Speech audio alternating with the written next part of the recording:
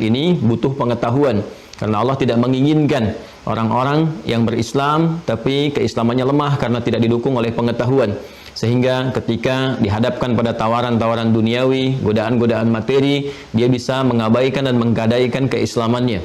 Ya, dengan materi yang sedikit, yang sebetulnya bahkan tidak bisa dinilai gitu ya, keutamaannya, itu bisa menggadaikan keyakinannya. Dengan kata-kata bisa meninggalkan keislamannya. Karena itulah butuh pengetahuan untuk menguatkan keislaman kita, baik di aspek teologi supaya terikat keislamannya dengan kuat. Ikatan yang kuat yang sulit dilepas disebut dengan aqadah, konsepsinya disebut dengan aqidah, supaya dia yakin tanpa ragu bahwa ini agama benar, ini yang terbaik yang dia peluk, yang dia bisa bawa menjadi bekal menghadap pada Allah Subhanahu wa taala.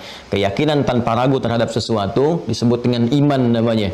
Iman ataupun akidah itu butuh ilmu ya, untuk mendekatkan diri kita kepada Allah Subhanahu wa taala.